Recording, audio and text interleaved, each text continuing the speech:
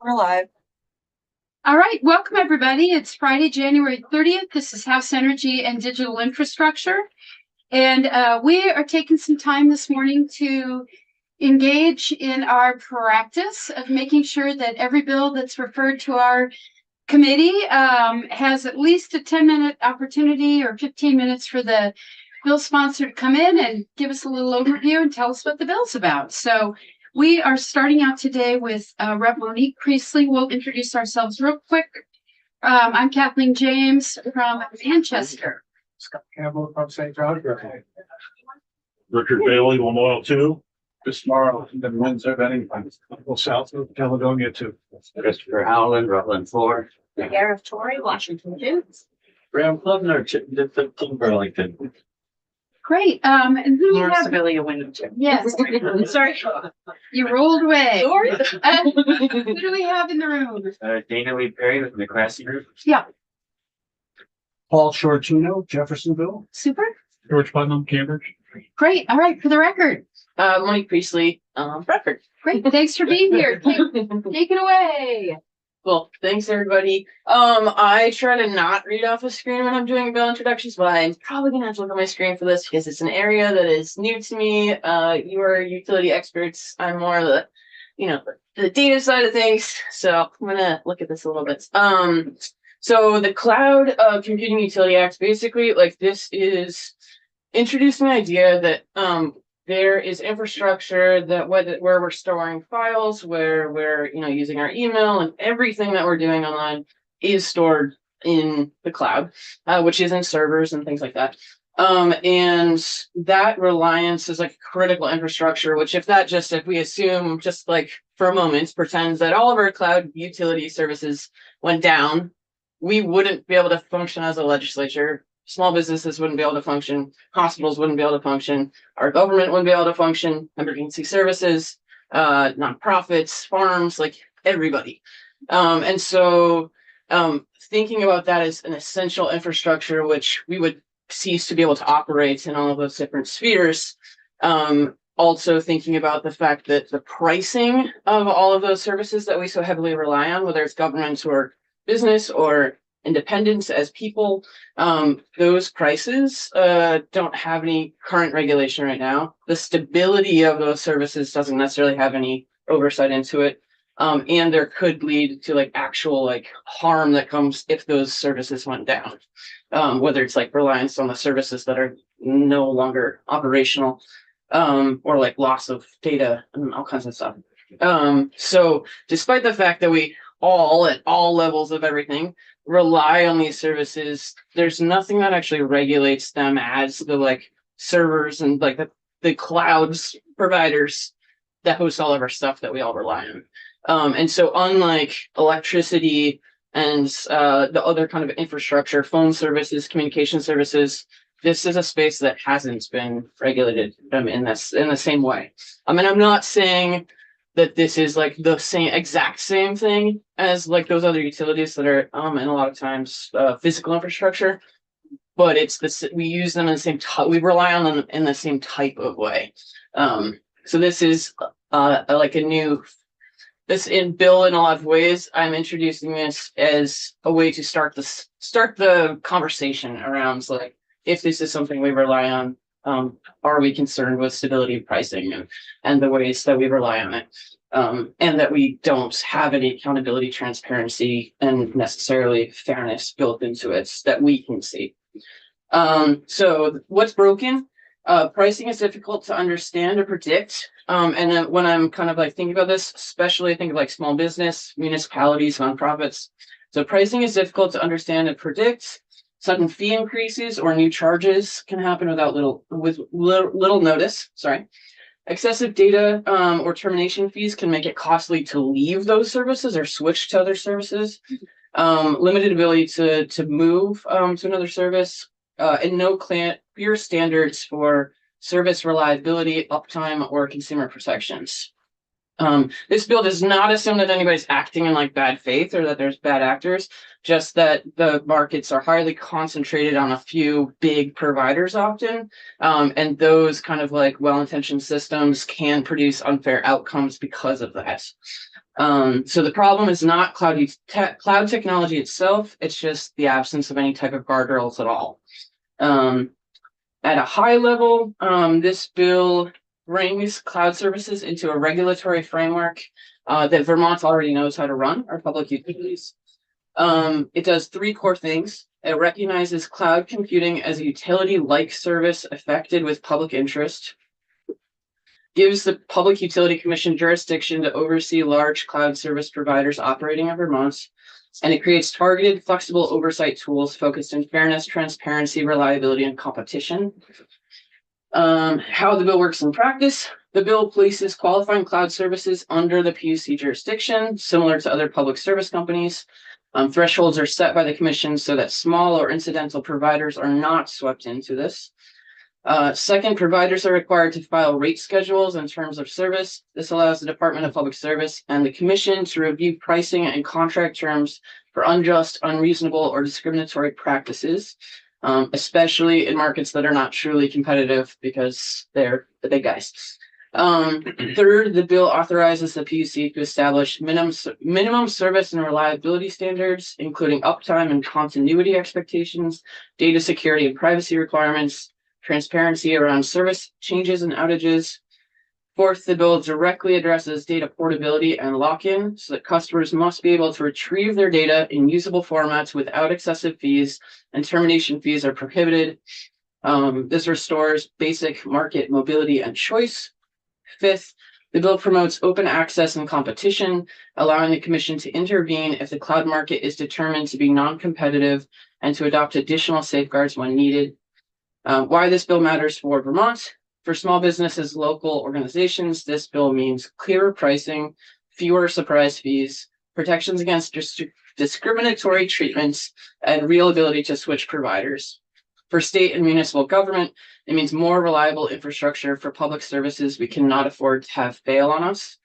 For state economy, it lowers barriers for smaller and regional cloud providers to compete rather than locking Vermont into permanent dependence on a handful of dominant firms. And for the public interest, the bill requires the PUC to conduct a regular statewide cloud infrastructure needs assessment, including energy use, environmental impacts, capacity, and long-term demand. And that allows Vermonters to plan rather than to react. The bill does not regulate content. It does not dictate specific technologies. It does not assume all cloud providers are utilities in the traditional sense. Instead, it says when a service becomes essential infrastructure, public oversight must catch up. Cloud computing is no longer optional. It is foundational. This bill ensures that foundation is stable, fair, transparent, and aligned with public good. Do you have Rep Campbell? Well, this is interesting. Yeah.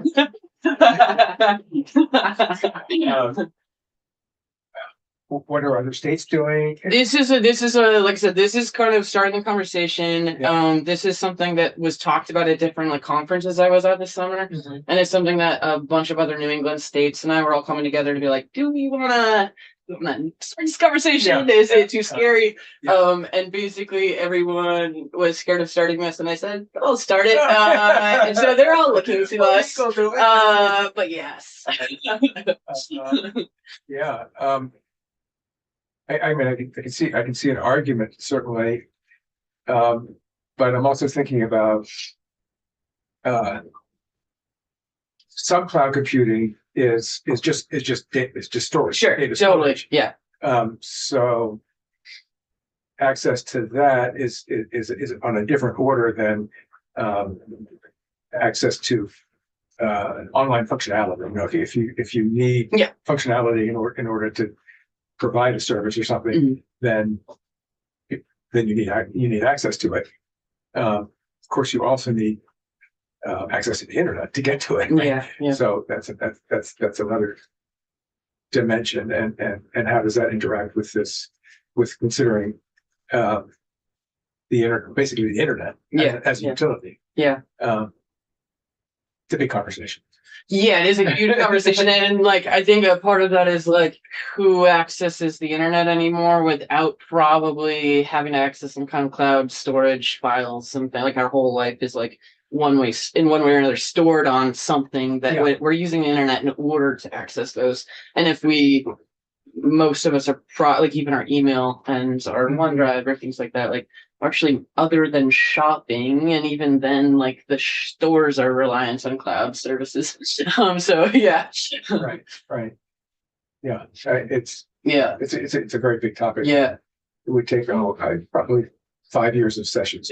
That's okay. We're starting now. We gotta start. seeding the conversation. Yeah. Rep. Southworth? Thank you. So you're looking to define cloud services as a regulated utility? Yeah. So everything's through the internet, like Yeah. Campbell said, it's not regulated. Yes. So Wild West. Yeah, seems like a steep curve. Rep. Bailey and then Helen. Has there been an issue? Have you had constituents saying I'm having problems with this area This is or nationwide? Yeah. It's actually, it kind of feels like data privacy in a way that, like, until like what's happening federally, a lot of constituents wouldn't have come forward to say, like, please regulate data privacy, because they don't. That's it. They know what they rely on, but not necessarily like what that means as far as regulation goes until it's like in the headlines and things like that. So this is like a really technical thing that is hard for constituents to be like, I'm having a problem with Microsoft Word, or whatever. Please do something about it. So this is trying to get ahead. Well, I mean, kind of trying to catch up in a way, but also get in front of the fact that if we had something happen, we have no kind of way to rein anything in. Thank you. Yeah. Rep. Howland and So- then Putnam. The term cloud isn't really cloud. There is Right. some electronic data stored on hardware somewhere. Yeah. And that somewhere may not be located in Vermont. Mm-hmm. And I would have a hard time seeing how Vermont can regulate somebody else. The data in a separate, not physically located in Vermont. And secondly, I think that something of this scope, we mentioned what are other states doing? Isn't this why we want the FCC to get involved? Is it and not a state issue? It's and you don't have to use the cloud. They still make memory sticks. And Sure. and I haven't found anybody to deal. You're using the cloud right now though. I am now. Yeah. But, Yeah. Well, it may or may not be. Yeah. It may go right from some server here and not go Yeah. maybe internal to this Yeah. device I'm on. Yeah. But I don't know, as a personal user, I don't get a cloud fee in my internet Mhm. connection, but I would imagine perhaps municipalities and businesses do. Mhm. This is the rope you in program Mhm. of getting you to start, and I don't know at what point fees are incurred for use of cloud service. So I just think it's a big piece for a little Vermont to chase, and we already have some issues with energy requirements of data centers. It goes to Yeah, data no, for center sure. somewhere. Yeah. I mean, I think it is fair game because Vermonters, I would probably bet that every single Vermonter in some way or another is reliant on these services. So it is, does feel fair game. We did a lot of digging into is making sure that this was, wouldn't violate like the dominant form commerce clause and things like that. So that like they definitely dug into whether or not this is actually something that had legal bounds for being a Vermont bill. Yeah. Rep. Klebner and then Sedalia. Touching on points made by both Representative Bailey and Howland. So having run a small to mid-sized business with an e-commerce presence and retail stores heavily reliant on the cloud, it's a problem when they go down. And Yeah. Amazon Web Services goes down and takes out e-commerce stores all up and down the East Coast, to the point of it not being housed here. Yeah, all our stuff was mirrored in data centers in Texas and California, with the big providers hoping that they won't have simultaneous natural disasters, although seems more and more likely that there will be simultaneous disasters in Texas and California. Yeah, yeah. But, and on the point of, yeah, regulating this outside the USA, outside Vermont, I agree, very difficult. But I think there may be a way to require that web service providers doing business in Vermont commit to a certain level of reliability in Vermont. Brilliant. Yeah, and actually, thank you, Rep. Clipner, and also just thinking about more examples of the things we rely on. You mentioning Amazon Web Services, like every single app on the iPads, the computers, and the phones that are in your pocket are cloud hosted somewhere else. So just imagine no access to any app unless it's like self-hosted on your computer, which many of us are not reliant on purely offline apps. Oops, Celia? Yeah, just a comment about the concept which gets pushed into these debates every time that I have participated in them in more than a decade I've been here, around the ability of states to regulate. It would be optimal for the federal government to regulate. But we have an ongoing and accelerating demonstration project federally where these types of companies are investing heavily to prevent federal regulation, and then to come here and tell us we can't have 50 regulations. We really need it at the federal level. And so I think we just need to be clear-eyed about that. I mean, you know, the chair has time. It would be great to indulge in learning a bit about that. We had taken some time to talk about that here during net neutrality discussions. I'm guessing that the chair probably does not want to indulge that conversation, but I have heard this repeatedly. And so the failure of the federal government to act repeatedly does not actually block the state from consumer protections. And so the question is, you know, is there a consumer protection issue here? I think so. Thanks, Madam Chair. Thanks. Okay, and then we want to try to stay on time. So Tori and Southworth, and then we can move to our next presenter, Rep. Tori, and then Southworth. I find this really intriguing, and it fits with a lot of the issues we've been grappling with in this committee around telecom. But I'm curious when you say that the markets are not truly competitive, because if that's really the case, I'm wondering about antitrust law. Yeah, and I think kind of what Rep. Sibilia was just getting into is we see the big monopolies should be broken up, you know, at a federal level, yeah, and at the lack of that happening, states, there's maybe an opportunity to say like, hey, we at least protect ourselves, yeah. Thank you. So I heard a lot about consumer protections, pricing, and would it be beneficial to go through commerce and economic development first to start addressing those concerns before we bite into a bigger process, which is going to take a lot longer time? I think so. This was written, so I totally hear you, and I do think it probably I don't know how that all works, but like probably makes sense to do consumer protection stuff at some point in commerce. But this was written under the public utility guidelines, so that's why it like starts here. Yeah. Okay, thank you. All right. Cool. Thank you. Thanks, Representative Priestley. Yeah. Appreciate your time and your thought leadership. Thanks, guys. All righty. Representative Campbell. Oh, yeah. Okay. Surprise. Hot seat. Scott, you want me to tell a story to buy you some time? Yeah, we just do that. Anybody got any jokes? I'm gonna No, the joke. post something on the screen, so you have to let me know. Okay. I have a link to the thing. I can send it to you.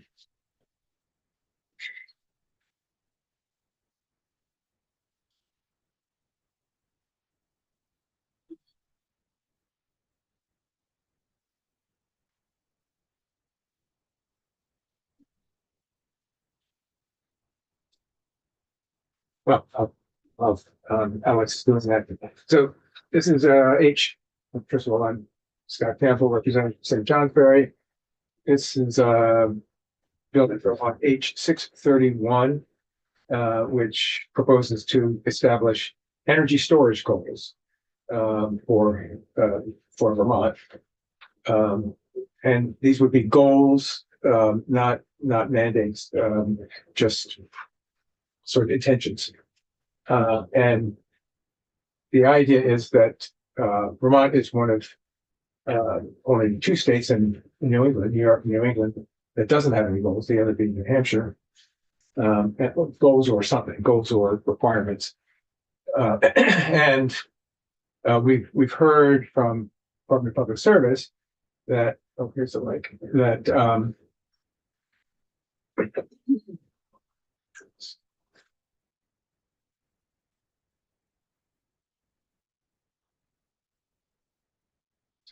get this on without. Okay.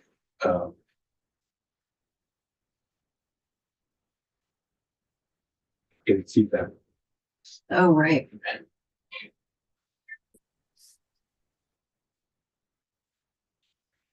So, and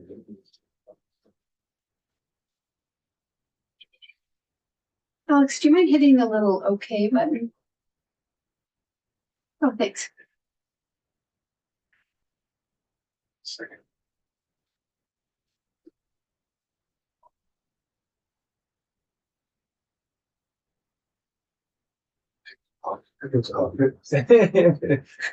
There's all kinds of choices here, screens to pick, but I can't tell which one should be.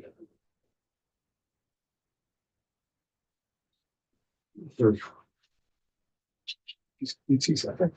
Sure.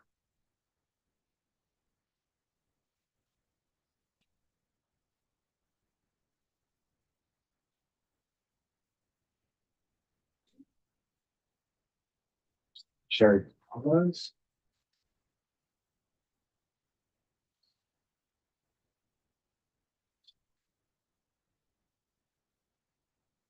On the screen sharing.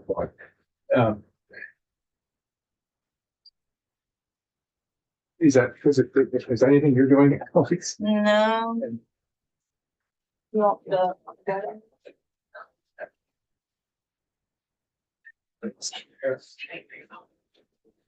Sorry, guys.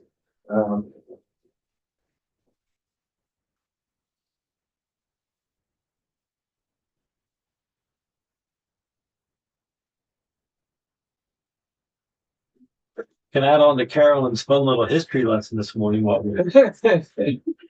Henry Knox dragged cannons down to Framingham, Massachusetts, which was founded by Nicholas Danforth, whose descendants started Danforth Pewter. And if you take the Framingham Town Seal, and you blow it up, there's like sheaves of corn. If you look carefully in there in small letters, it says Danforth Farms. There it is. Oh, wow. Oh, here we go. Wow. Okay. Good job, friend. Thank you. Perfect timing. All right. So yes, these are states. The states in dark blue have some sort of goal or policy enacted around storage. And we heard from, so as you can see, all the New England and New York states have goals except for Vermont and New Hampshire. This is, let me see all that. It's blocked on my screen. This is from the annual public service annual, whatever it's called, report. It's blocking my screen. Anyway, annual energy report, where they told us that we have about 85 megawatts of storage deployed, which is around 10% for between 800 and 900 megawatts per year as an annual load, which is a lot more than other states have. And there's another, they say 18.9 megawatts under construction or permitting. So we're doing pretty well for storage. In some of the testimony that we've heard about this, I have asked about, well, is there a maximum? Is there a ceiling on how much storage we would want to have? And maybe you all recall the answer is basically no. We want as much storage as we can get because it gives us a lot more flexibility in terms of when we have to go to the market, to the open market to buy power, when the distribution utilities. So it's very beneficial to have as much storage as we can. So this bill would just start by setting out some goals, and the goals that I put in the bill, which are admittedly pretty arbitrary, and I don't really know what the right numbers are. I think we would want to hear some more testimony on that. But the goals that I put in here were 200 megawatts by January 1, 2030, and we have close to let's see, 20, I guess, or 30, I guess. This year, it's like 450 megawatts by 2035 and 800 megawatts by 2040. So that would start to get to be a meaningful proportion, probably well more than half of our annual load, if we got to that level. And that would be, again, beneficial in terms of stabilizing rates and reducing upward pressure on rates from utilities having to purchase power at high use times. So that's basically the idea. And happy to take questions. Rich Southworth? So does this number include personal home storage, battery banks? Yes. So we're already ahead of the curve. We're already on our way. Well, we're ahead of other states anyway. Okay. So based on what utilities have told us, they're actively seeking more and more Mhm. because they realize they need that for shaving the peak. And Right. so I guess why would we have to put this in the form of a law if they're already actively pursuing it? It's just a matter of putting into words state policy, sort of advocating state policy. That's I think the point. So then this would become what is cited in future comprehensive energy plans and that sort of thing. That would be the point. Rick Putner? Oh, I'm sorry. Oh, I just said thank you. So two questions. One, we set this as a goal, and do we do anything to encourage people to achieve that goal? Well, I didn't get that far with it because it is the next step, but generally that would require money. Yeah. Providing incentives of some sort, and there's no money now. So I was starting with just setting a goal as a matter of state policy. That's it. And would setting the goals run into the danger of becoming ceilings? Well, I suppose possibly. We like to exceed goals when we can, more than the minimum. Yeah, and the goals that I put in this bill, which as I say, are somewhat arbitrary, as those goals are pretty high compared to where we are right now. Yes. So I don't think that's going to be a problem. Yeah, I don't think it's a big danger either. Just imagining us doing a smashingly good job of hitting the goals and then saying, okay, so we don't need any more. Yeah. Well, and I asked specifically of utilities and the public service people when they were in, do we have to worry about that? Do we have to worry about there being a ceiling on how much is too much before there is probably a point at which it becomes uneconomic? We're nowhere near that. And I don't think it sounded to me like we don't have an idea of what that point might be yet. So we just need more storage. Couple questions. One is, and I'm sorry, this may already be in the language. What might be the process for setting, thoughtful, meaningful goals? And then just a comment, which is that I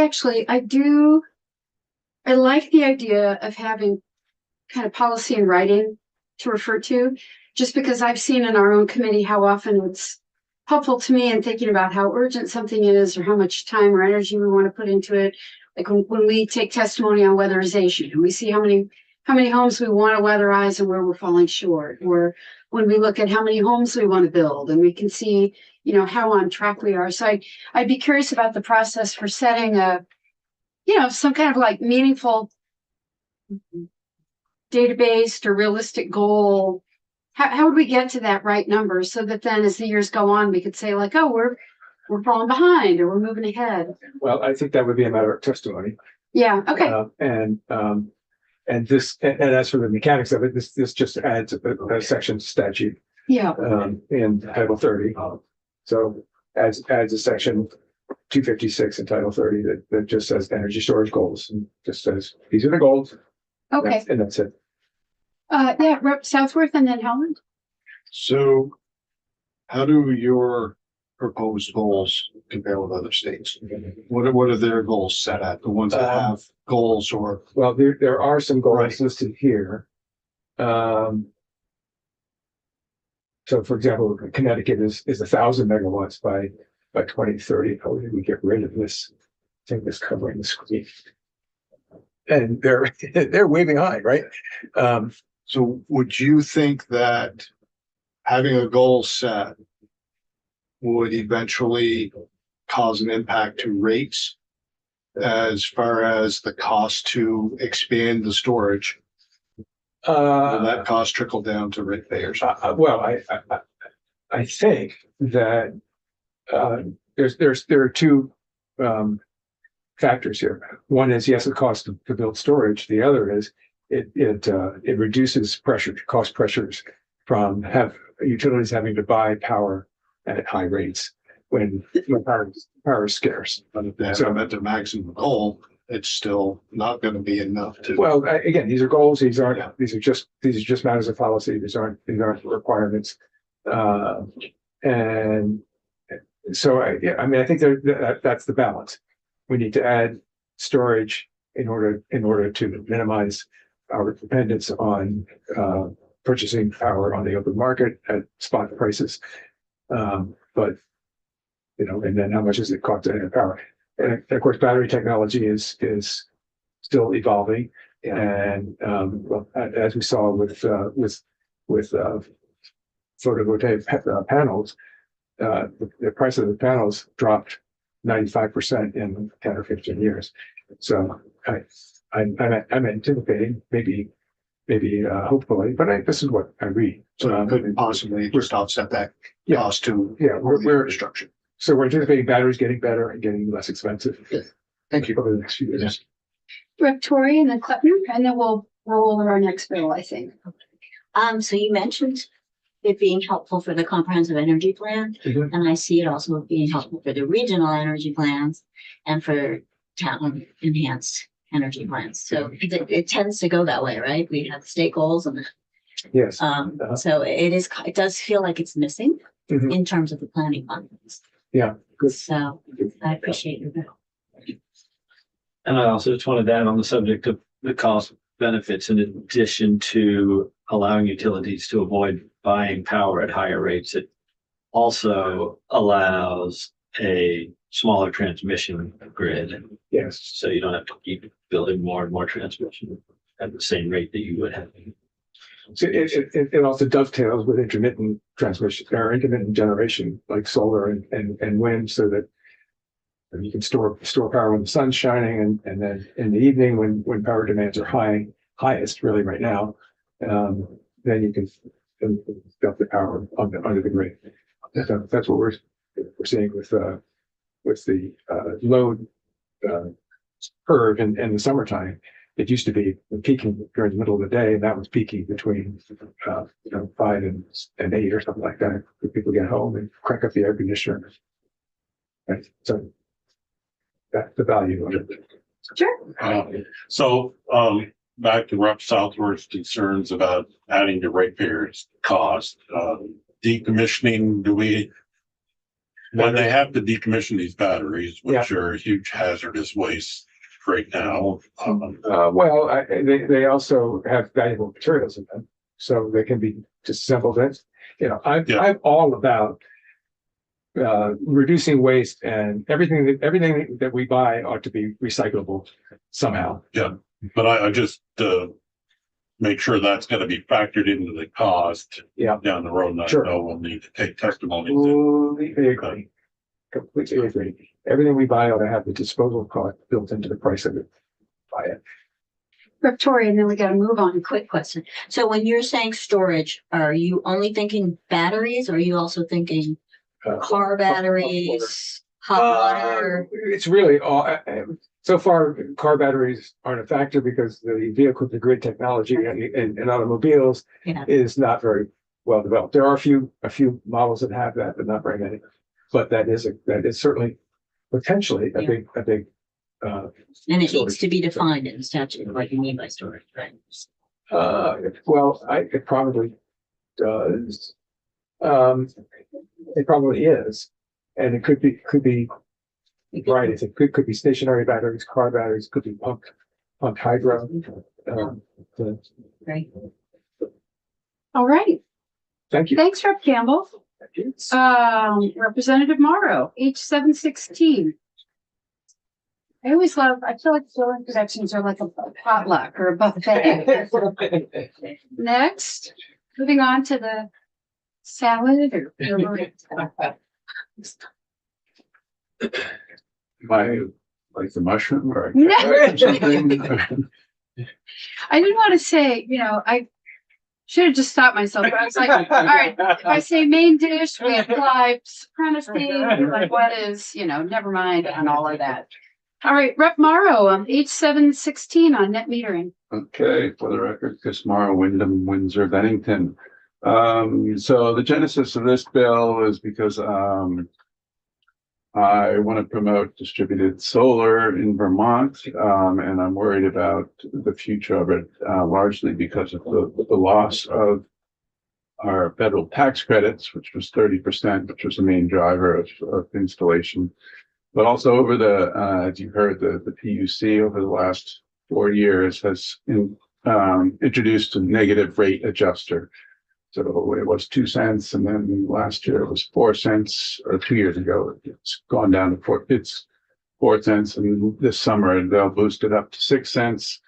So that's a negative rate adjuster. So that's less money that the homeowner gets in the net metering process. So it makes it much difficult and pencil out installing home solar. So there are two elements of this bill. One is capping the negative rate adjuster at 4 cents. And the second element of the bill is about behind the meter consumption. So I feel like the energy that a homeowner produces and uses internally shouldn't be subject to any kind of state anything, including the rate adjuster. If you grow your own tomato, you're not paying taxes on your tomato. If you build your own table, you're not paying sales tax on the table. If you produce your own energy, you shouldn't be paying taxes on your own energy. And part of this discussion, I mean, we've heard talk of the cost shift, so that would be something we want to get into. But I feel like a lot of the benefits of distributed solar aren't really factored into our discussions of cost shift. There's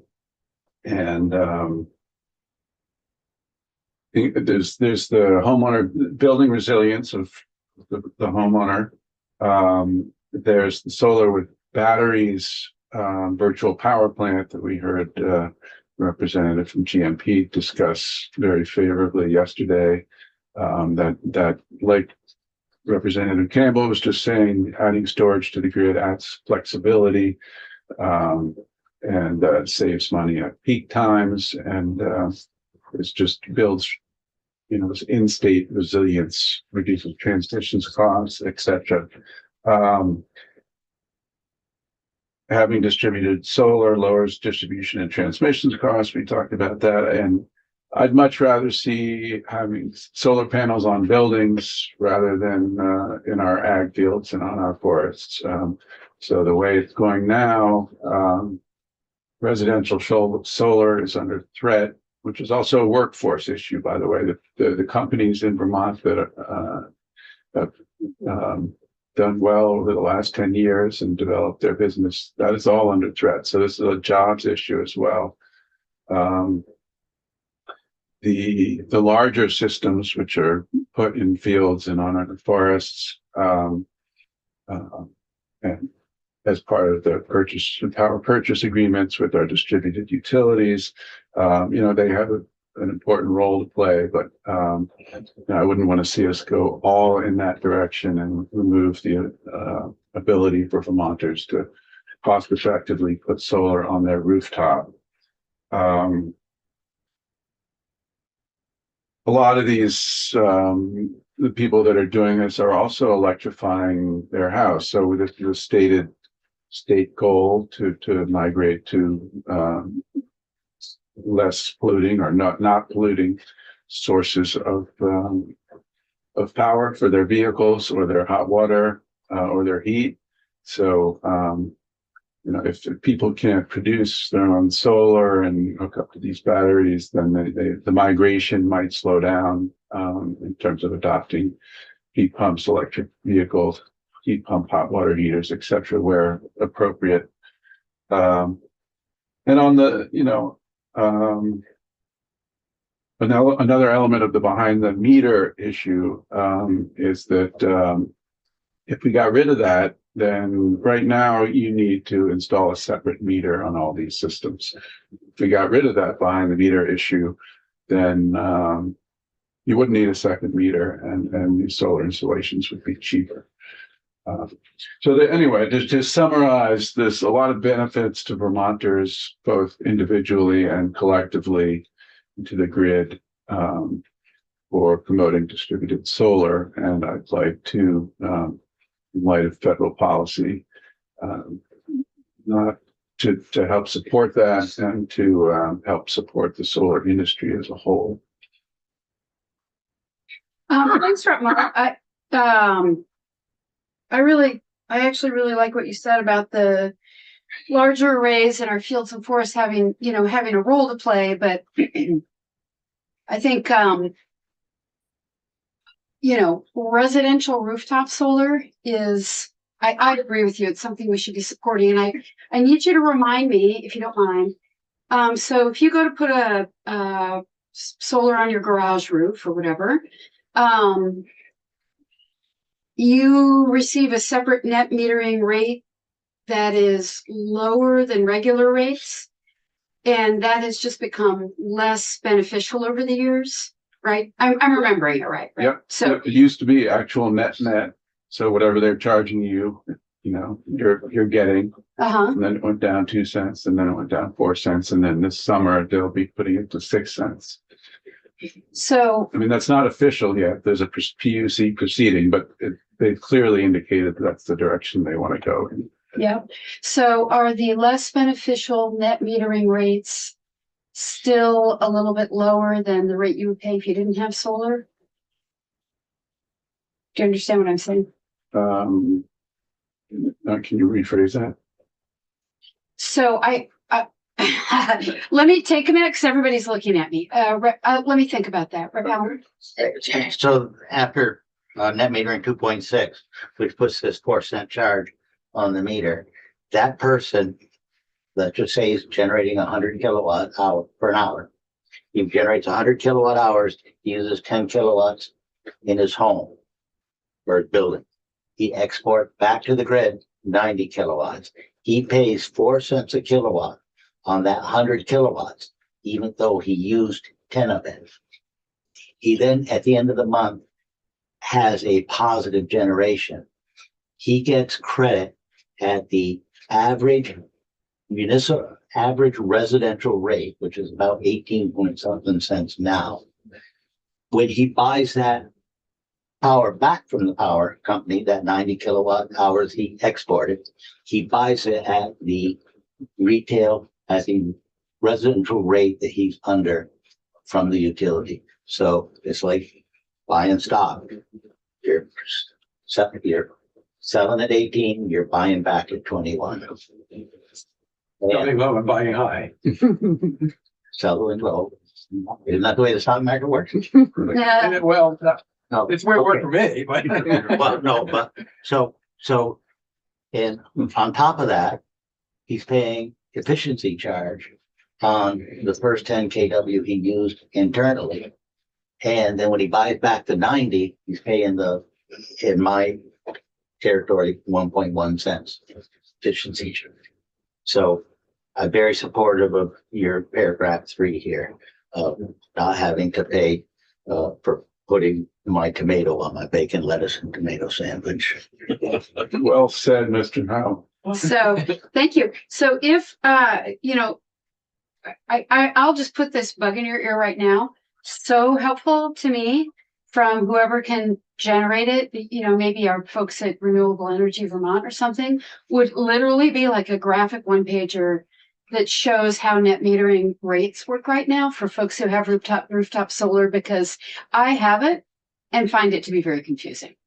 Yeah, So- well, the bills are very confusing. Yeah, Yes. they are. So Peter's listening, just something about here's what you just said, in a style that we could all just look at would be so helpful to me. Right. PUC, Yeah. the PUC modifies this every 2 years. Right. And so the 2.6 was 24, like July or August of 24. So it's coming up again, July or August 26. And I think this is a very important topic for this committee to consider. I wanted to ask you about other fees that are on a per kilowatt hour basis.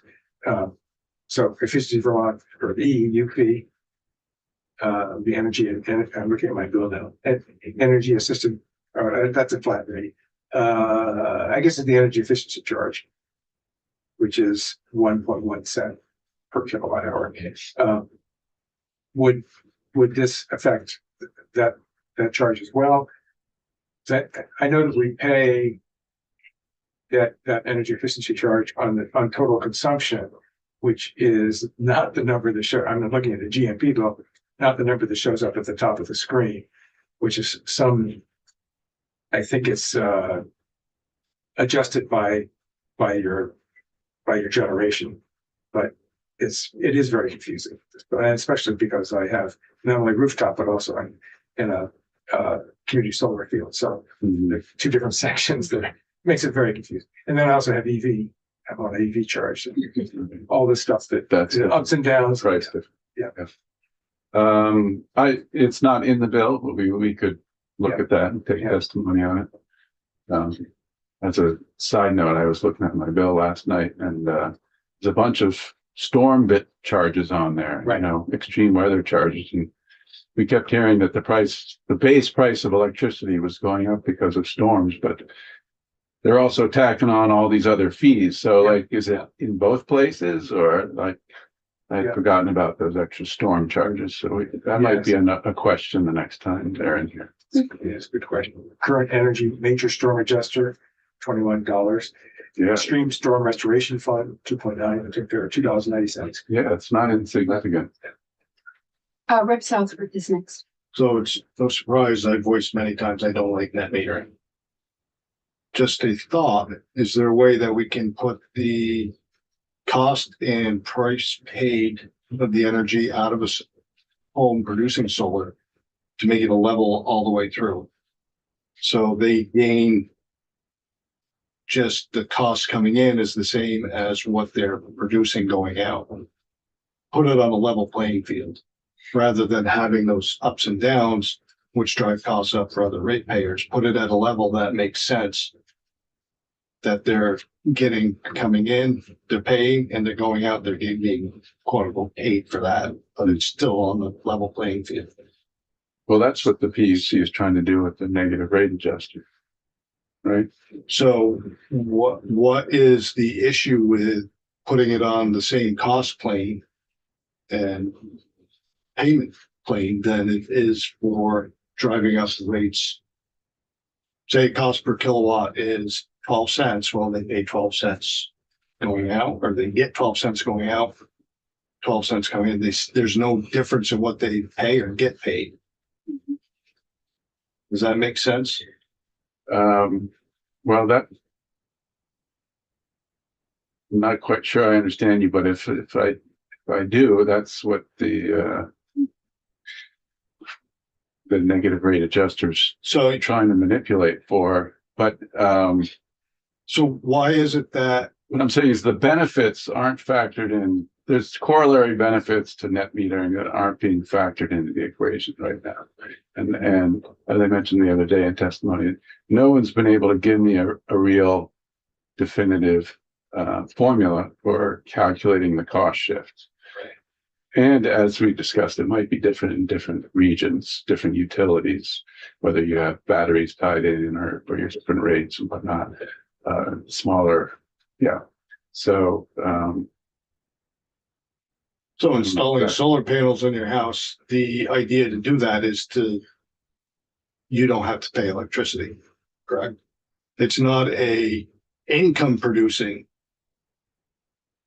no, it's not. thing. But you want to be able to recover some of your costs over time, right? Because there are public benefits to it. Okay, so that brings me to the next thing. If some of these are put on with subsidies, where does that come into play in the figuring?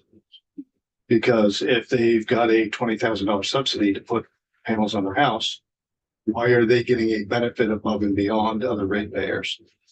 It was their choice to put it on their house, correct? Mm-hmm. Just saying that I think there's a lot more to this than just, getting rid of the negative rate. Yeah, well, we talk about that in testimony. Rep. Klepner and then Tori. Rep. Southworth, I think what you're suggesting would make matters worse, because the power companies right now are buying power from the grid at a low wholesale rate, like half the retail rate. Right. So, and the individual selling power is now selling it at the retail rate, say -4 cents, right? That's the negative adjuster. So the utility is now getting a discount on retail when they buy it. And if they paid full retail, so it matched going in and out, the utility could be paying more, so there'd have to be more of a cost shift. But if they are paying retail going in and retail going out, they're getting paid, doesn't it level it out? The utility does better off by paying below market for the stuff they buy and then getting paid at market for the stuff they sell. But if they are still producing more than they use, If the household is producing more, they're still offsetting that cost. so, I'm talking about for the utility and for the other ratepayers. It would be worse if the utility had to pay full retail when it bought rooftop solar from me. Yeah, I'm not saying retail, I'm just saying there could be a better formula rather than that higher price that's being paid for that power. I like what Rep. Morrow is saying about when we have these conversations, we need to factor in the broader benefits of encouraging Vermonters to put solar on their roof. And if we basically, a lot of the tax credits are going away, these are expensive systems. So if we agree that it's a public good for Vermonters to be investing in these expensive systems, even as all the discounts and benefits and tax credits go away, then we want to consider the costs that they're paying to install them. Yeah, I was just going to say this bill would be a great opportunity for us to learn because this is a dynamic space. And I think a lot of us don't have a very good understanding about net metering to begin with. But I just wanted to add that, dynamic pricing is really happening. Time of use rates, the value of solar fluctuates during the day. People are getting there's more sophistication in how you can get credited for what you're producing. And that's kind of the future. So net metering is just kind of an older, clunkier gateway to try to get the market to move initially, but it's not really the tool anymore. So, but that doesn't mean your idea to try to prop up our solar industry for now. I understand that. And I do think that it would be really good testimony for us to take to kind of get a picture about the future, some examples of other states that have taken this on and where the solar and where storage is starting to come in, and resilience value of rooftop solar. So I personally, I'm excited that you brought this forward. Rep. Sibilia, and then we'll move on to our next bill. So I am not, I'm not opposed to us taking this bill up. And I think it's really important that we continue to help and promote Vermonters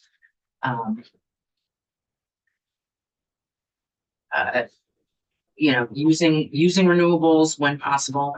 I also think that we are seeing the effects of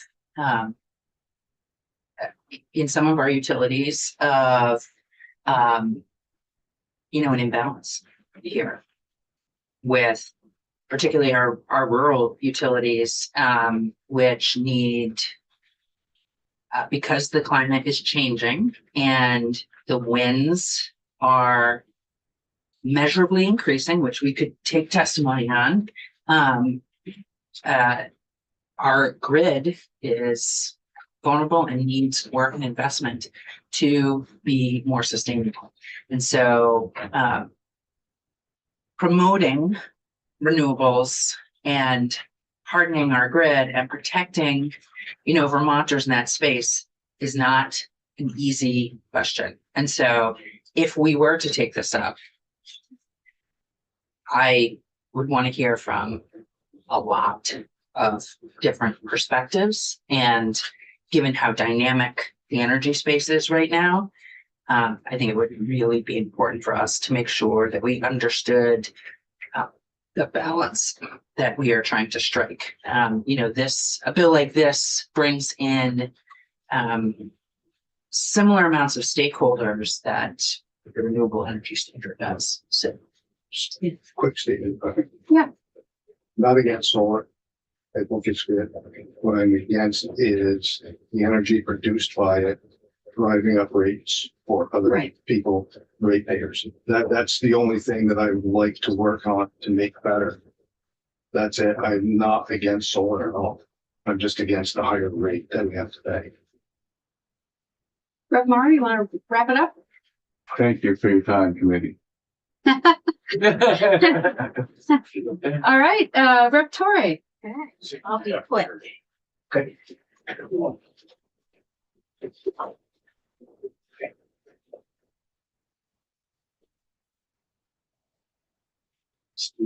you. Oh, thank you.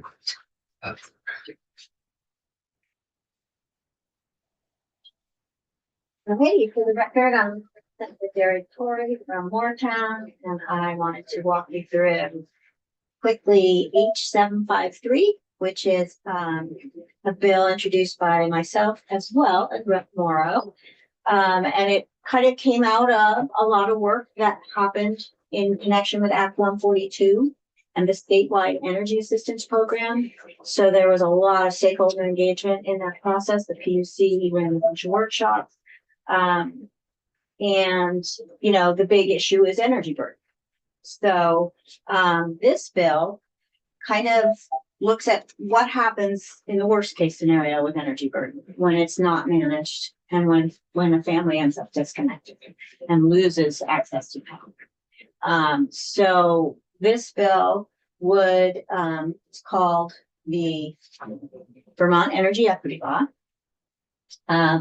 The act would be called that. It proposes to require the PUC to adopt by rule enhanced residential ratepayer protections with respect to involuntary utility service disconnections. Sometimes there's voluntary ones though. Involuntary is when, you haven't paid your bill, you're gonna be in trouble. So what it would do is it would amend a couple sections of Title 30, starting with Section 209B. And it would add a new section that would ask PUC to, it would actually, it's a shall. The PUC shall amend Rule 3.300. And that's the rule which governs the disconnection of gas, electric, and water residential service. And it specifies that a certificate from a doctor or another licensed healthcare provider that certifies that a ratepayer or resident within the household would suffer an immediate or serious health hazard due to disconnection of that service or by failure to reconnect that it would prevent that shall remain in effect for the time period specified in the certification. So currently there's a time limit. And once you hit that time limit, you have to go back to the doctor.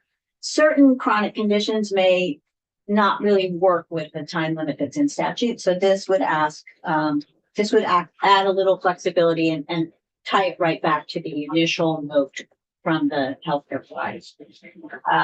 The other thing this does is it adds that a utility may not involuntarily disconnect service to any ratepayer during periods of extreme heat. And this is new. This is not in there now. We do have H88 that you guys might recall from Representative McCann last year, kind of elevating the issue that we're missing that here in the Great North because it hadn't been as common to have those high heating days. And that's changing.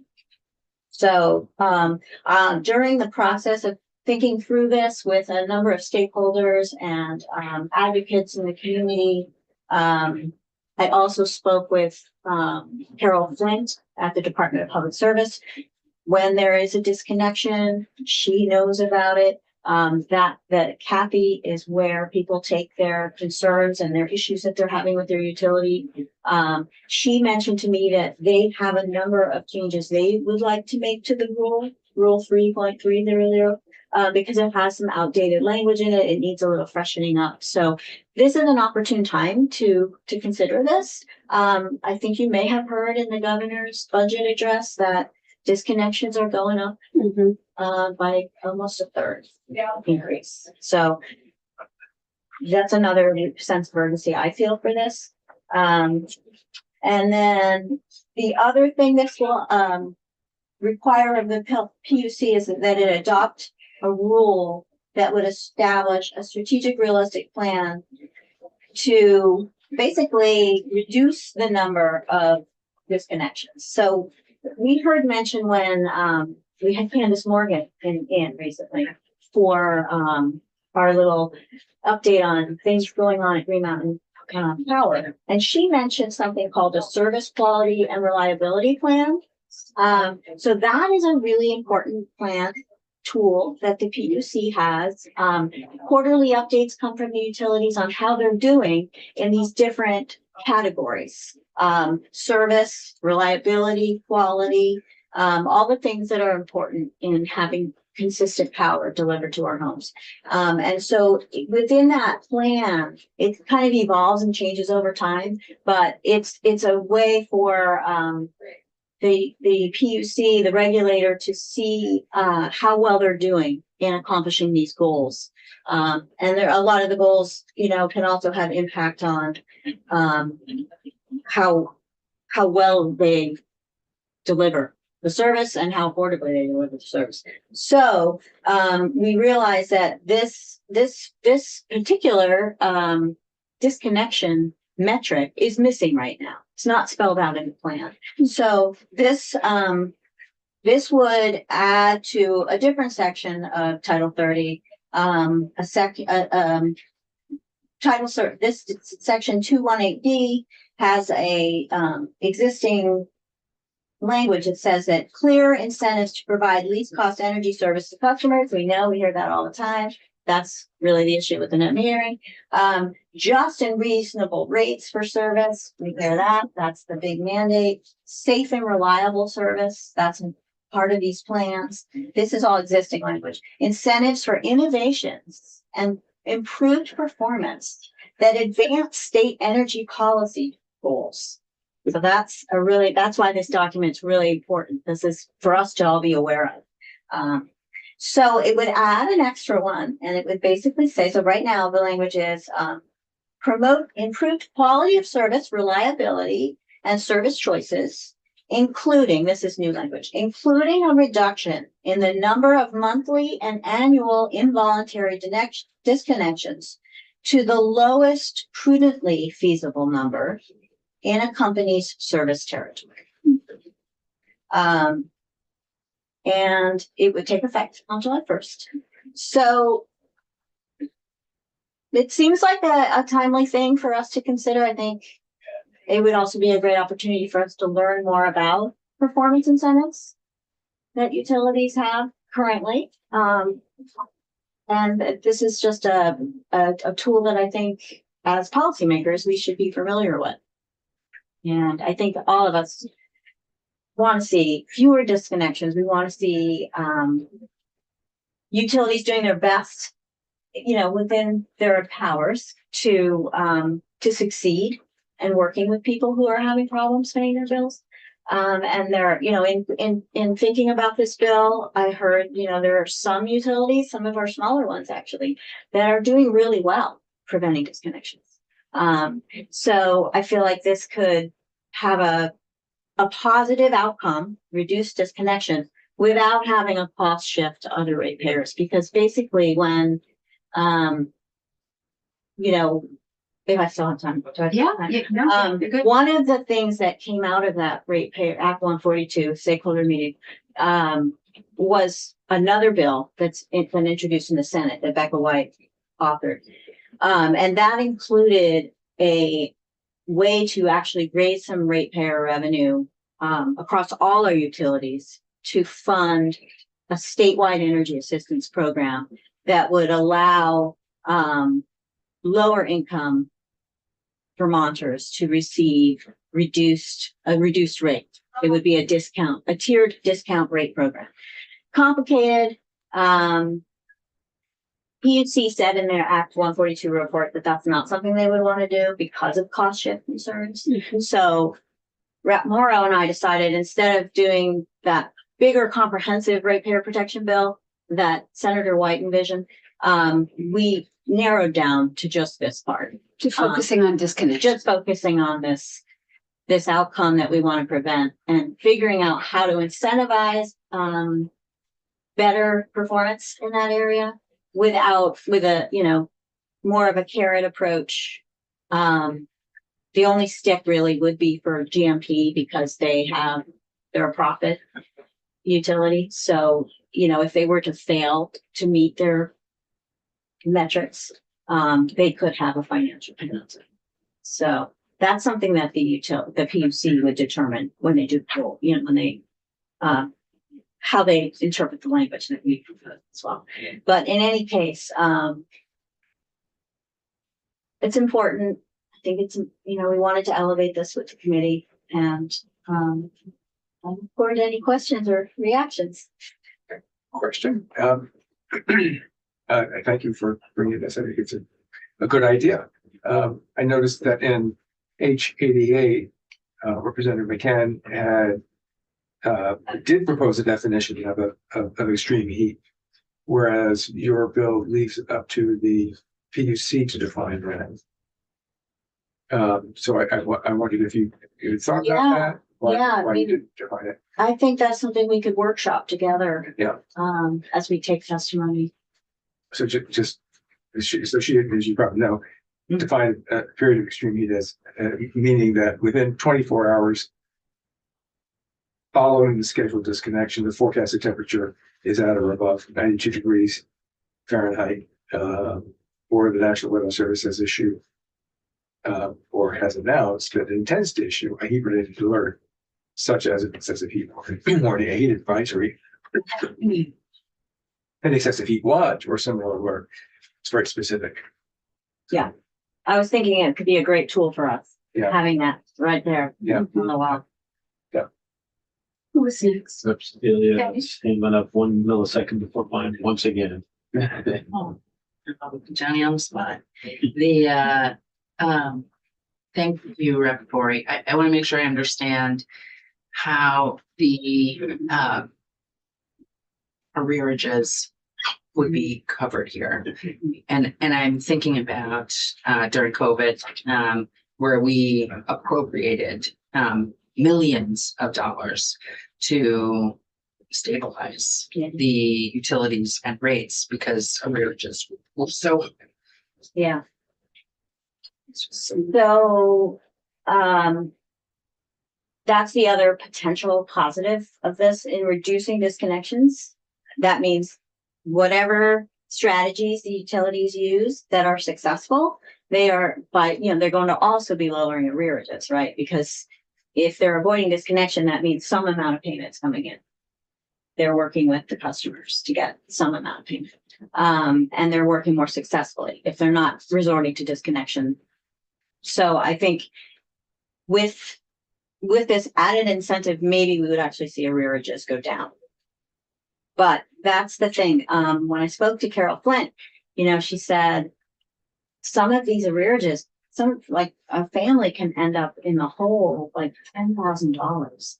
Like if you, for example, with getting that reprieve from a doctor's note, that means you don't have to pay anything, you may not pay anything for a while. Meanwhile, your consumption's still happening. Right. So, this is where it's the big picture of, are these people getting access to weatherization? Are they getting access to replacing any electric resistance they may have in their home with a heat pump? Like really the whole big picture of all our services. And that's really where Act 142 was going, was how well do we coordinate our services so that we really are reducing energy burn as best we can. And so all of that still has to continue. Really, that's going to make a difference in arrearages. That's probably the biggest difference, is if we can get the building envelope as good as it can be and get, reducing. Southworth. Yeah, the problem with cutoffs is a tricky one. And the fact that they've gone up by a third is really concerning. And it's tricky for a few reasons. One, it's really hard to tell who didn't pay because they can't and who didn't pay just because they like freeloading. And, we don't want anyone to die because the power got shut off and so their oxygen concentrator stopped working and they couldn't breathe. On the other hand, we don't want anyone using the fact that someone in the household uses an oxygen concentrator to just not pay their bills. And to hide behind that knowing they're not going to get cut off. So it's that is a concern, like how do we make sure people aren't taking advantage of whatever we do to reduce cutoffs?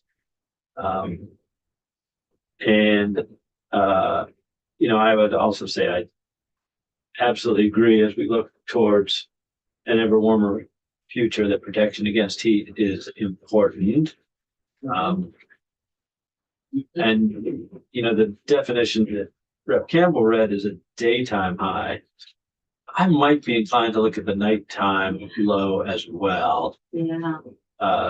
Just because of how important being able to sleep at night is to health and lowering health costs and all those things. And I've been out in Vegas for a trade show, and at night it didn't get below 85 degrees at night. Roof. But it's the dry heat. Oh, Yes, Some good stuff and some concerns. Rick Allen? we heard from Green Mountain Power about their, if you qualify, you pay 75% of the going rate, and that money comes from a meter assessment on the customer. I think the $1.50 a month per meter and so forth. We hadn't heard the disconnect problem from the other utilities, but I'm afraid of a policy that put an additional burden on the investor-owned utility that serves 275,000 meters in the state. Rep. Southworth. How would we prevent the disconnections from increasing because of that though? Well, I guess it asks the question, are there creative strategies that are not being deployed? So it's the idea of pushing a little bit on, try harder. I mean, that's basically what it is. Unfortunately, some people are gonna take advantage of that. Yeah. And just, we gotta have some kind of safeguard so we don't increase that disconnection rate. Yeah, I mean, that's why I think definitely hearing from the utilities on what they do now, what has worked in the past, what they may be seeing that's different and changing. Kind of need to hear, we would need to hear some testimony to have a sense. And I think we could get some great testimony from Carol Flint. She, like I said, she has plans for this rule anyway. And she has, direct experience working with consumers that are in this situation. Yeah. And just cost shift, that's my only other concern too. And I know you spoke to that. Yeah. Trying to avoid that, but. Yeah. All right, well, thank you All guys. right, thanks, Rep Torrey. Thank you. Right on time, Rep Cagliavia. I've already told my committee, I have a meeting at noon. I have to sneak out at 5:00, but when I do, Rep Campbell's just gonna take over if we're not done yet. So I apologize in advance. So, welcome to House Energy and Digital Infrastructure. We give every bill sponsor a 15-minute slot to pitch their idea. So Okay, over to you. thank you. I'd like to thank, first, my name is Mike Paglia, Representative Orange 1, Corinth Orange, Washington, and Berkshire. I'm here to present House Bill 767. I'd like to thank the Committee on Energy and Digital Infrastructure for allowing me to introduce my bill. This bill basically, when I'm reading through some of this, think words that we already know in this building: harm reduction, unintended consequences. We heard testimony in our committee in environment just about yesterday about some of the unintended consequences on one of the bills that I'm going to be discussing here. Vermont is facing an unprecedented affordability crisis. Healthcare, education, and property taxes are bringing significant and harmful economic impacts to Vermonters and the state. We have a housing crisis, and many Vermonters are struggling to cover basic living expenses. 50% rent or mortgage just of their income, of some Vermonters' income, is going to either rent or mortgage. Another 19.5% possibly going to healthcare. All of us care about Vermont and want to help the situation. We need to weigh long-term goals and real-world immediate effects of our legislation. We must ensure we are not harming or bringing increased struggles to our constituents. There are several recently enacted laws that are contributing to the financial burden of the state and unnecessarily increasing costs for Vermonters. Unlike several aspects of the affordability crisis that are out of control, we do have control over several climate change programs, and we can place a moratorium on these laws to ease the burden and reassess priorities and goals that make sense for Vermont.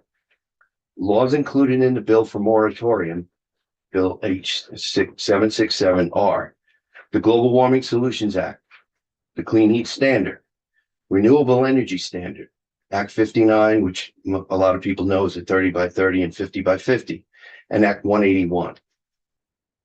The Global Warming Solutions Act. Vermont has spent hundreds of millions of dollars on this law and has not been able to enact meaningful policy to achieve the requirements. Proposed policies like the Clean Heat Standard and the Cap and Trade transportation programs have all been found to be too costly and not the right fit for Vermont. For example, the PUC spent over $1 million on a study that determined the Clean Heat Standard was not appropriate for Vermont. The GWSA demands that any programs to reduce greenhouse gas emissions must be cost effective, technologically feasible, and equitable. None have fit this mold. Vermont has the lowest greenhouse gas emissions in the country, and 76% of our land is forested, offering a massive carbon sink. We do so much for the environment here in Vermont. We spend approximately $50 million a year through electric rate fees to fund Efficiency Vermont, which allows Vermonters access to affordable products that reduce energy consumption. Weatherization is a key goal and continues to move along steadily, often tremendously decreasing energy consumption and costs for Vermonters. Conservation Law Foundation has already brought suit against the Agency of Natural Resources for not meeting greenhouse gas reduction requirements. We're spending time, money, and resources that could be better applied elsewhere to help Vermont reduce our budget and taxes.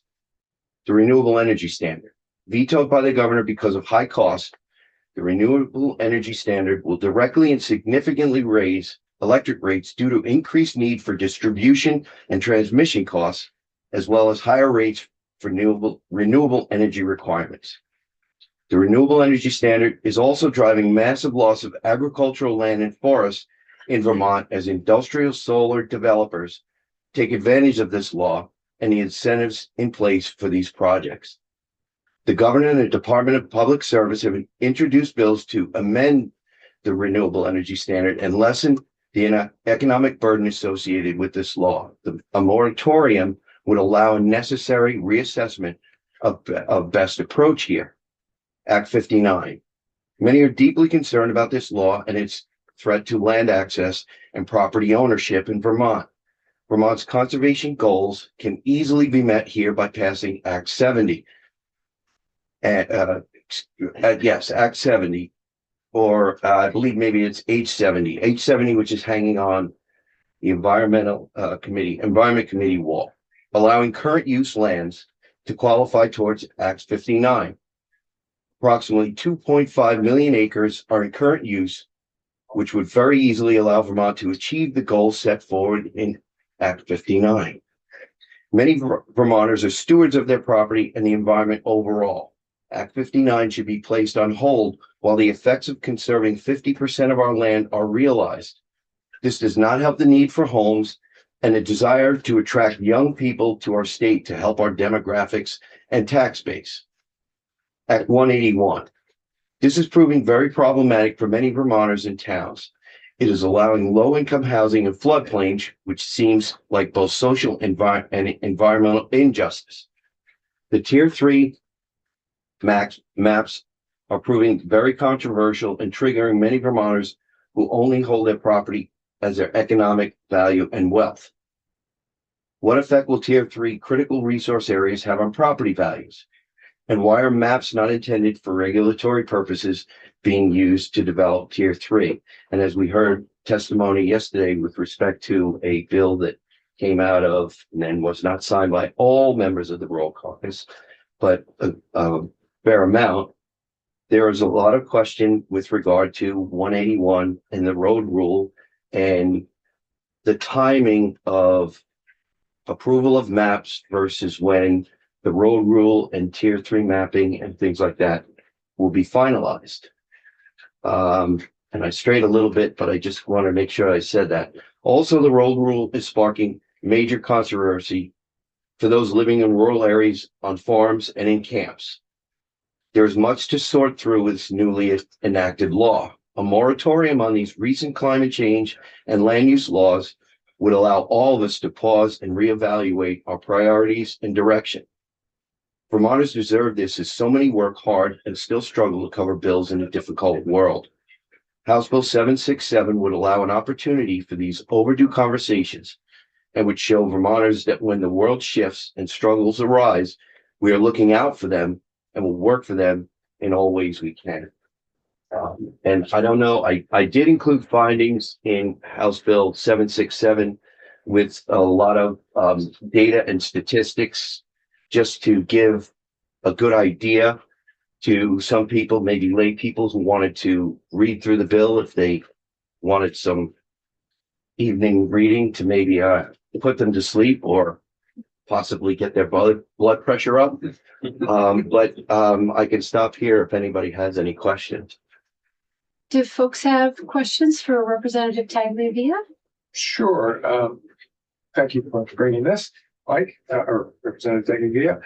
I guess one thing I was wondering about, well, first of all, I should note that the items about Act 59 and Act 181 are really part of the Environment Committee jurisdiction, and so we can't really talk about. Well, yeah, this has kind of got dual Yes, jurisdiction right. So, here. I understand that. So we won't go into into those acts here, but pausing the renewable energy standard. The findings say that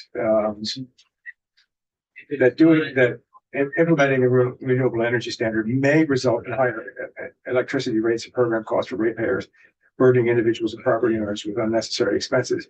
I'm just wondering if you have a calculation about how much of an impact that would have. No, I don't, but I know that even with the regulations we have now, we're noticing that electric rates are not dropping. They're still steadily increasing. I think one of the problems we have in this state is we don't have a good, better, best policy here. We don't have enough competition. If we started off with the best, which is nuclear, and we're finding out so many things about nuclear power and how it's safer, how we have more options for not only nuclear, fission, but nuclear fusion and small nuclear reactors and their capability, so that we would be able to go with maybe nuclear, look at the possibility of completing natural gas pipelines, because if we had those natural gas pipelines completed a decade ago, we would have been a much cleaner economy today than we are now, because without the natural gas, we had to rely on either chip plants or coal or oil or something of that matter. So I'm sure I could very easily find some. If I'm lucky enough that this gets more discussion, I will be happy to come back with more data for you. Well, so we had I asked the question. We have heard. I think the calculation is. We should probably stand by what the calculation is, because we hear different estimates, but from the public service department, we hear that the calculation is actually not that big an impact. It's on the order of 2%, something like that. Is that what other people recall? Anyway, there is some impact. There's not, as far as I understand, a netting out of a calculation of benefits, because renewable energy does have a benefit by reducing need for purchasing power at peak times when power is most expensive, and also delaying or even removing the necessity for transmission upgrades.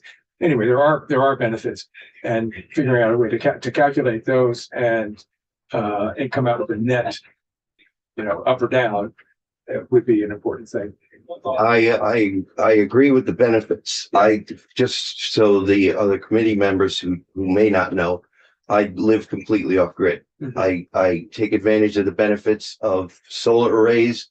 I take advantage of lithium iron phosphate batteries and a generator when necessary. So I know about the benefits. Yeah. But I also know about I have 3 options, because I know about how solar is intermittent, and when the wind is howling at 12 o'clock at night and my solar array isn't producing, and I still need electricity to run my refrigerator or my freezers and possibly my backup heat when I can't keep the wood stove fired up enough. Yeah. So I think one of the things, that's why I said we need a good, better, best, because if we have options, I think those options are, because they'll be competing, they'll be the competition will help keep the price down. Yeah. Okay. Thanks, Representative. So, do you have a question? Just a comment, Yes. and that is, Representative Tagliavia, I want to thank you for your attention to affordability. This is a really dynamic time as climate change, with increasing large loads throughout our country, with the energy transition, and I think it's really important that we all pay a lot of attention to this. Some of the concerns that you've articulated today to share, and a number of the bills that you've identified, I made sure got passed. And Noted. but I would say to you, I would be very happy to talk with you about that and think about what are the specific challenges, because this is an ever-changing space. So I just want to thank you for your attention to affordability. I think it's one that we all share. And I think it's important that we keep an eye on all of these programs and discussion fresh and lively. Yeah, if I could offer a reply, affordability is one of the issues. And I've heard it from a number of my constituents, but as you'll read in the findings, private property rights are a big issue for a number of these acts and resolves that have come out. It's not just the affordability, it's also the private property rights, the individual rights that people see, like what's referred to in one of the bills. And I'm sorry, there's so many numbers swimming in my head. I can't remember the number of the bill with respect to notification, and how in some of the many planning commission meetings, whether they be regional planning or town planning commission meetings, where people have come out and said, if I didn't have a neighbor who told me about that, I would be completely in the blind about this. And that's a big concern of a lot of constituents of mine. So we need to, there's not just one aspect to this. There's a number of aspects that we need to consider. Understood. But to Rep. Campbell's point, I think those issues that you're talking about are issues in your committee, which hopefully you will make some progress addressing. Well, we could maybe have your committee discuss relieving the committee of this bill and go to environment first. It doesn't matter to me where it goes, as long as it gets from one committee to the next. I don't care which order it goes. I think we can do that. Thank you, Representative. And I also apologize. I have a noon meeting and I'd rather be a little bit late for that than leave here early. So I've hung on as long as I can, but I do need to go find a room and run a meeting. But thank you for bringing this forward. I think we all share the concerns about affordability, property rights, also important for all of our constituents. So thank you for bringing all those forward. Affordability, I'll just say as I run out the door so that I get the last word by. I mean, maybe you will. Or the last one that I hear anyway. I think, I'm much more concerned about supply and demand and driving higher prices than I am about many of the bills that we have discussed. And I think with data centers and AI and electrification, the demand is going up a lot faster than we're bringing new generation onto the grid. And that concerns me. But, that's one of the reasons, why I brought up the nuclear. I think the nuclear helps us deal with the supply side of it. Could not agree more, as my colleagues know. And I apologize for having to duck out. They're dropping like flies here. Barely. Yes, Rep. Taglia, thanks for bringing this bill. Appreciate it. I've been saying all along, we need all new discussion about all these bills, global warming, climate change, that we just need to step back and rethink some of these things. Yeah, all of our constituents, they know we're human. They know we're all going to make mistakes. I think the best thing we could do is actually just admit that we made some mistakes, admit that some of these, the goals are too ambitious. The time we in our committee, we discuss extending timelines all the time, because no matter how lofty our goals, sometimes we can't reach them. And not making adjustments, to me, the economic consequences for the state, us losing residents, we're losing our tax base. I want to see our population in schools grow, so we're not closing schools. If our population in schools grow, then we know we're growing our grant list. And isn't that what we're looking for? So we're growing our tax base. Exactly. We don't want higher taxes, we want to have greater tax base. And this is one of the reasons why I say moratorium. Let's tap the brakes, not get rid of it. If we study this and we come back and we find that it's working, great. We extend it. We maybe make some changes. We do some repeals, but this, I think, gives us a lot more options. I think we share a lot of these goals. Yeah. Civilian. Yeah, I would just say that there's a big difference between the words adjustments, moratorium, and repeal. Oh, there absolutely are. And especially my willingness to work on things with, you know, how we're approaching them. So I'm very intrigued to hear adjustments. And I also have. Yeah. Any further questions? Oh, nowhere. All right, thank you so much, Representative Tegravia. Thank you for your time.